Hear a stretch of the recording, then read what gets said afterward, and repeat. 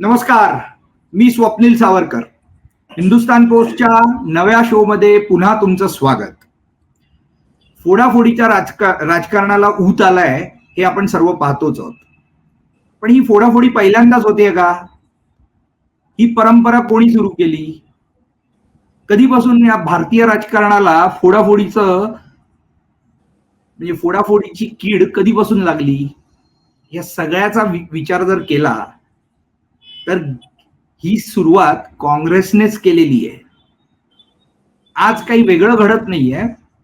गुरुची विद्या गुरुला असं जे म्हणतात त्यानुसार काँग्रेसने आणि शरद पवारांसारख्या नेत्यांनी जे पेरलं आजवर तेच उगवतंय आणि त्याचे काटे आता त्यांनाच बोचायला लागलेत. असो, या सगळ्या पार्श्वभूमीवर आता लोकसभेच्या तिकीट वाटपाची घोडी वेगवेगळ्या लोकसभा मतदारसंघांमध्ये अडलेली दिसत आहे. का बरं अडली आहे ती घोडी? हे घोडं नक्की अडतंय कशापायी? मग सांगली असेल, सातारा असेल, माढा असेल, बऱ्याच जागा आहेत की ज्याच्यावर प्रत्येक एक लोकसभा मतदारसंघावर चर्चा करता येणार आहे. आज आपण सांगलीचा वेध घेऊयात. सांगलीसारखी काँग्रेसचा बालेकिल्ला राहिलेली जागा आज वेगळ्याच पद्धतीने लढायला म्हणजे त्या सांगलीच्या मैदानामध्ये वेगळीच लढाई लढली जाणार असं चित्र दिसतंय. काय नक्की या मागचं राजकारण आहे? पडद्यामागे काय चाललंय? कोण कोणती खेळी खेळतंय? कोणाच्या खांद्यावर कोण बंदूक ठेवतंय? कोणाला गोळी मारतंय? लोकांमध्ये तर संभ्रमावस्था दिसतेच आहे. पण खरं सांगू का, राजकारणाची गंमत काहीतरी वेगळीच असते. आणि ही गंमत जी मंडळी रिपोर्टिंगच्या करता प्रत्यक्ष फील्डवर रिपोर्टिंग करताना कव्हर करतात त्यांच्याकडून जाणून घेण्यात जी खरी मजा आहे ना, ती एसी केबिन मध्ये आणि इतरत्र टेबलावर बसून विश्लेषण करणाऱ्यांकडून नाही. त्यामुळे आज आपल्या सोबत असणार आहेत हिंदुस्तान पोस्टचे राजकीय संपादक आणि सिनियर रिपोर्टर पण. म्हणजे ते अजूनही रिपोर्टिंग फील्डवर करतात म्हणून, आणि जो एकदा रिपोर्टर असतो तो कायम रिपोर्टर असतो म्हणूनच ते सुजित महामुलकर आपल्या सोबत असणार आहेत. सुजित, तुमचं स्वागत. सर्वप्रथम लोकांच्या मनातले प्रश्न जे असतात त्याला प्राधान्य देऊन मी हा प्रश्न विचारतो की फोडाफोडीचं राजकारण हा एक भाग आहेच. रोज कोण ना कोणतरी फुटतंय, कोणी भाजपात येतंय, कोणी उबाठा शिवसेनेत जातंय, कोणी अजूनपर्यंत तसं राष्ट्रवादीत आत्ताच निलेश लंके परतले आहेत अजितदादाकडून. या सगळ्या पार्श्वभूमीवर जे जागा वाटपाचं घोडं अडलंय आणि जे झालंय, जाहीर झालंय, त्याच्यात जे नाराजी नाट्य सुरू आहे, या सगळ्या गोष्टींकडे, या गोष्टींच्या बाबतीत फील्डवर काय चर्चा आहे आणि पडद्यामागे नक्की खेळी काय चालली आहे? सुजित. फील्डवर सांगलीचा एक विषय आहेच, पण फोडाफोडीचं जे राजकारण सुरू झालंय ते अनेक वर्ष झाली. म्हणजे त्याची सुरुवात झाली ती बरेच वर्ष मागे जायला लागेल. जवळपास 1977-78च्या दरम्यान, 78ला जेव्हा वसंतदादा पाटील मुख्यमंत्री झाले तेव्हा शरद पवार वसंतदादांच्या मंत्रिमंडळात होते आणि त्यांनी जवळपास 40, म्हणजे आज सुद्धा जो 40चा आकडा गाजतोय राष्ट्रवादी आणि शिवसेना उभाठा, तर ती 40ची सुरुवात मला वाटतं तेव्हापासूनच झाली असावी. शरद पवारांनी 40 आमदार फोडले आणि उलट सरकार, म्हणजे पुरोगामी लोकशाही दल, म्हणजे जनता दल आणि कम्युनिस्ट आणि यांना घेऊन जे उलट सरकार स्थापन केलं आणि वसंतदादांचं मुख्यमंत्रीपद गेलं. तर त्याची सुरुवात तिथूनच झाली असं म्हणावं लागेल. त्यानंतर मग शरद पवारांनी छगन भुजबळ असतील, गणेश नाईक आहेत, शिवसेनेतले दिग्गज, त्यानंतर आत्ता गेल्या आठवड्यामध्ये महादेव जानकर जे राष्ट्रीय समाज पक्षाचे प्रमुख आहेत आणि त्यांना माढामधून निवडणूक लढवायची होती, त्यांना सुद्धा आपल्याकडे घेण्याचा प्रयत्न शरद पवारांनी केला. पण जानकर पुन्हा महायुतीच्या गोटात जाऊन बसले. तर ही सुरुवात आणि हा इतिहास थोडासा आहे. म्हणजे शरद पवारांसाठी हे फोडाफोडीचं राजकारण तसं नवीन नाहीये असं म्हणता येईल. तसं नवीन आहे म्हणजे आजवर पवारांनी अनेक घराणी फोडली, आज पवारांचं घर फुटलंय, म्हणून त्या पवारांच्या घराकरता नवीन आहे असं म्हणावं लागेल. हा, म्हणजे पवारांसाठी तसं ते नवीन नाहीये, हे आता जे फुटलं त्यांच्याच घरात आजवर ते पेरलं. हा, आजवर सर्वजण पत्रकारात, सर्व ज्येष्ठ श्रेष्ठ तथाकथित स्वतःला विश्लेषक म्हणवणारे पत्रकार सुद्धा पवारांच्या कुठल्याही खेळीला, न खेळलेल्या खेळीलाही जाणत्या राजाची खेळी असं म्हणायचे. आज या सगळ्यांची बोलती बंद आहे. आज पवार काय नक्की करतायत हे कोणाला कळत नाहीये. आज पवारांच्या दृष्टीने जर आपण सर्वांनी जर नीट विचार केला तर आज पवार स्वतःचं अस्तित्व जगवण्यात, स्वतःला जगवण्यात, पक्ष जगवण्यात धडपडत आहेत. आणि ही केविलवाणी अवस्था शरद पवारांच्या बाबतीत या वयात येईल असं कोणालाही वाटलं होतं का? हो, ते खरंच आहे. इव्हन आता महाविकास आघाडीचं उदाहरण घेतलं तर महाविकास आघाडीमध्ये सुद्धा असं म्हटलं जातंय की, उदाहरण सांगलीचं एक आता ताजं उदाहरण आहे, सांगलीमध्ये शरद पवार हे शिवसेना उभाटाच्या खांद्यावर बंदूक ठेवून गोळी झाडतायत अशी एक चर्चा आहे. कारण सांगलीमध्ये तसं बघायला गेलं तर काँग्रेसचं बऱ्यापैकी वर्चस्व आहे. बालेकिल्लाच आहे तो, काँग्रेसचा बालेकिल्लाच होता तो. काँग्रेसचा बालेकिल्लाच होता, आहेच. आणि आता सध्या तिथे 3 आमदार महायुतीचे आहेत. आता अनिल बाबर खानापूरचे आमदार ते गेले आता नुकतेच 2 महिन्यापूर्वी, पण तरी 6 पैकी सांगली मतदारसंघामध्ये, लोकसभा मतदारसंघामध्ये 6 विधानसभा येतात, त्याच्यामध्ये 3 महायुतीकडे आहेत आणि 3 काँग्रेस आणि 2 काँग्रेस आणि 1 राष्ट्रवादीकडे आहे. तसं बघायला गेलं तर शिवसेना उभाठा तिथे एकही आमदार नाहीये आणि तिथे फारसं अस्तित्व शिवसेनेचं नाहीये उभाटाचं. तरी सुद्धा शिवसेनेने तिथे आग्रह जो धरलाय, चंद्रहास पाटील जे महाराष्ट्र केसरी आहेत त्यांच्यासाठी आग्रह धरून ती टोकाची भूमिका, म्हणजे काँग्रेस त्या सीटसाठी काँग्रेसने हायकमांड पर्यंत गेले काँग्रेस नेते, पण तरी शिवसेना उभाटा ती सोडायला तयार नाही. हा प्रतिष्ठेचा मुद्दा इतका होण्यामागे कारण काय, किंवा त्याच्या मागे कोण असावं? तर ते जे मी मगाशी म्हटलं की वसंतदादा पाटील आणि शरद पवार, म्हणजे वसंतदादा पाटील यांच्या पाठीत खंजीर खुपसून शरद पवारांनी तेव्हा पुलत सरकार बनवलं, ही चर्चा तेव्हापासून सुरू आहे. आता सांगलीमध्ये अजून 1-2 मुद्दे आहेतच, म्हणजे तसं राजाराम बापू पाटील जे आता राष्ट्रवादी काँग्रेसचे नेते जयंत पाटील यांचे वडील राजाराम बापू पाटील यांची आणि वसंतदादा यांचंही थोडंसं राजकीय वैर होतं.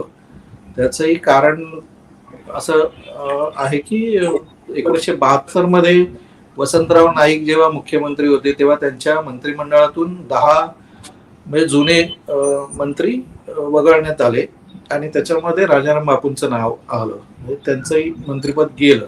तर तेव्हा त्यांनी असा आरोप केला होता की वसंतदादा याच्या मागे आहे. म्हणजे हा जो थोडा काँग्रेसचा इतिहास आहे तो. आणि त्यानंतर मग राजाराम बापू म्हणजे वसंतदादा जेव्हा मुख्यमंत्री झाले 1978ला, तेव्हा राजाराम बापूंनी काँग्रेस सोडली आणि जनता दलात प्रवेश केला. मग त्यानंतर त्यांनी जनता दल शेवटपर्यंत ते जनता दलात राहिले. अच्छा, पण मग तुम्ही सुजित, तुम्ही तुमच्या बातमीमध्ये उबाटाच्या खांद्यावर बंदूक ठेवून शरद पवार गोळी मारताय हे जे म्हणताय, त्यात मग जयंत पाटलांचा रोल किती आहे? तो किती महत्वाचा रोल आहे? जयंत पाटील आता शरद पवार म्हणजे जयंत पाटलांनी जेव्हा राजकीय कारकीर्द सुरू केली ती जनता दलामधून, मग त्यानंतर जेव्हा पुलतचं सरकार शरद पवारांनी स्थापन केलं तेव्हा राजाराम बापूंना त्यांनी आपल्या मंत्रिमंडळात घेतलं. म्हणजे तेव्हापासून शरद पवार आणि राजाराम बापू, आणि मग राजाराम बापू गेल्यानंतर 1984ला साधारण गेले, त्यानंतर मग जयंत पाटील युवक काँग्रेसमधून त्यांनी मग जनता दलातून काँग्रेसमध्ये आले आणि काँग्रेसमधून त्यांनी आपली राजकीय कारकीर्द सुरू केली आणि शरद पवारांसोबत ते तेव्हापासून राहिले. आता जेव्हा शरद पवारांची राष्ट्रवादी फुटली त्यानंतरही जयंत पाटील हे राहण्यामागे कारण तेच आहे की त्यांचं जुनं शरद पवार आणि राजाराम बापूंचे संबंध होते आणि त्यानंतर सुद्धा जयंत पाटलांना त्यांनी आपल्या बरोबर ठेवलं. म्हणजे सांभाळून घेतलं, वेळोवेळी आमदारकी दिली, मंत्रीपद दिली, असं आहे. त्यामुळे नाही, पण पण सुजित सुजित सुजित गेले अनेक दिवसांपासून जयंत पाटील पण फुटणार फुटणार अशा बातम्या सगळीकडे चालत होत्या. जयंत पाटील भाजपात जाणार. मधल्या काळात जयंत पाटील पण नॉट रिचेबल होते. मधल्या काळात जयंत पाटील पण काही त्याच इंडिकेटिव्ह बोलत होते. हे सगळं पाहता नक्की काय चाललंय, पडद्यामागे नक्की काय घडत होतं त्यावेळेला पण आणि आत्ताही.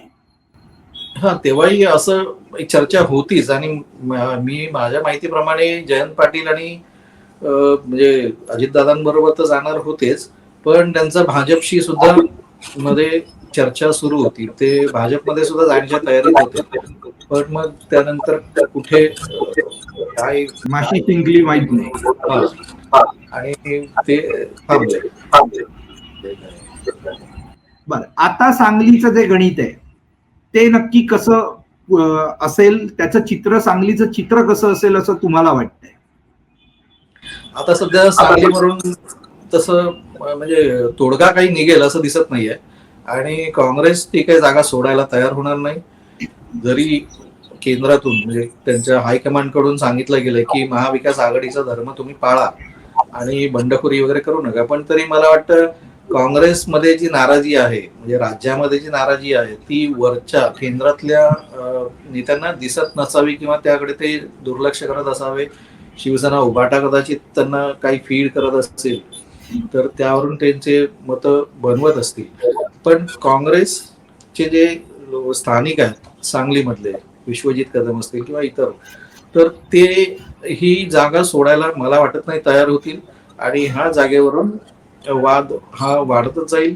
कदाचित अपक्ष म्हणून जरी उभे राहिले विशाल पाटील, म्हणजे वसंतदादांचे नातू आहेत ते विशाल पाटील, आणि विशाल पाटलांसाठी काँग्रेसने हा जो आग्रह धरलाय तो विशाल पाटलांसाठी, कारण ती जागा येणारी आहे असं काँग्रेसला वाटतं. पण तरी आता शिवसेना ती जागा सोडायला तयार नाही, उभाटा. आणि त्यामुळे काँग्रेस आणि ह्याच्यामध्ये शिवसेना उभाटामध्ये आणि त्यात राष्ट्रवादीचा हा छोटा मोठा रोल, जो मला वाटतं पडद्यामागे राष्ट्रवादी जे सांगलीमध्ये जयंत पाटील सुद्धा सांगलीचेच आहेत. त्यामुळे सांगलीमध्ये शरद पवार आणि जयंत पाटील दोघांची मतं किंवा दोघांच्या भावना एकच असाव्यात असं वाटतंय. त्यामुळे काँग्रेस आणि राष्ट्रवादी पडद्यामागे, काँग्रेस विरुद्ध शिवसेना उभाटा अशी जी लढत होईल त्याचा फायदा महायुतीतल्या आपल्या उमेदवाराला होऊ शकेल. भाजपने तर एकूणच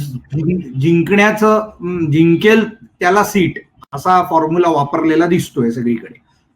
तर त्या पार्श्वभूमीवर भाजपची शक्ती आणि आता ही चंद्रहार पाटील आणि समजा जर विशाल पाटील किंवा यांनी बंडखोरी केली किंवा न केली तरी महायुतीची शक्ती आणि महाआघाडीची शक्ती, याचं विश्लेषण कसं कराल सांगली पुरतं मर्यादित जर आपण बघितलं? आम्ही म्हटलं तसं की तिथे एक 6 विधानसभा मतदारसंघ आहेत सांगली लोकसभा मतदारसंघामध्ये, आणि त्यातले 3 जे आहेत ते म्हणजे 2 भाजपकडे आहे, 1 शिवसेनेकडे आहे.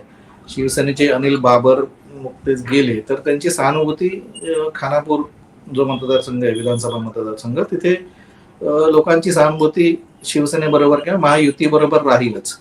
आणि 2 काँग्रेसचे आहेत आणि 1 राष्ट्रवादीच्या आर पाटील यांच्या.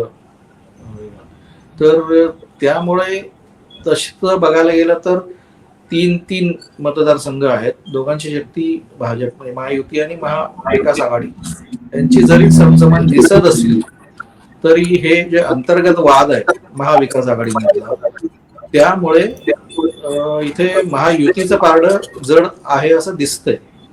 संजय काका जर मी आता जे गेल्या वेळेचे खासदारांनाच त्यांनी हे पुन्हा तिकीट दिलं असं हे आहे, तर त्या पार्श्वभूमीवर संजय काका जर उभे असतील तर संजय काकांसाठी ही निवडणूक सोपी झाली असं म्हणावं लागेल का? हो, नक्कीच. म्हणजे संजय काका 2 वेळा, म्हणजे मागच्या दोन्ही वेळा 2014 आणि 19 हा, दोन्ही वेळा संजय काका पाटीलच तिथे निवडून आलेले आहेत. आणि बऱ्यापैकी ते त्यांचं जे इमेज आहे ती तशी चांगली आहे. सगळ्यांशी मिळून मिसळून असतात. थोडाफार विरोध होतो पण संजय काका पाटलांच्या विरोधात असं फार टोकाचा विरोध असा होताना दिसत नाही. त्यामुळे पक्षाकडून सुद्धा त्यांना पाठिंबा मिळेल आणि जनतेचा पाठिंबा आहेच तसं. आणि या फुटाफुटीचं फोडाफोडीचं राजकारण कदाचित त्यांच्या पथ्यावर पडू शकेल. खूप खूप धन्यवाद सुजित. तुम्ही बऱ्यापैकी पण थोडं हातचं राखून जी माहिती दिलीत. आमची अशी इच्छा असेल की तुम्ही खुलून बोलावं. तुम्ही पण जे तुमच्या कानावर आणि जे तुमच्यापर्यंत जी माहिती पोहोचते ती आवर्जून सांगावी. अर्थात ऑफ द रेकॉर्डची काही तत्व पाळूनच तुम्ही बोलाल याबद्दल शंका नाहीये. पण तरी पण लोकांनाही आता सोशल मीडिया आणि या सर्व माध्यमांमुळे जे चाललंय जे ते फार लपून ठेवता येत नाही आणि जे काही असेल ते समोर राहतं. ट्रान्सपरन्सी, पारदर्शकता ही आता अधिक आहे. हे सगळं पाहता जी काय माहिती आमच्यापर्यंत असेल ती आम्ही तुमच्यापर्यंत याच माध्यमातून पोहोचवण्याचा नक्की प्रयत्न करत राहणार आहोत. खूप खूप धन्यवाद. तुम्हाला हा एपिसोड कसा वाटला या बाबतीत तुमच्या ज्या काही सूचना असतील त्या आवर्जून कमेंट बॉक्समध्ये नोंदवा. चॅनलला लाईक करायला विसरू नका, सबस्क्राईब करायला विसरू नका. धन्यवाद.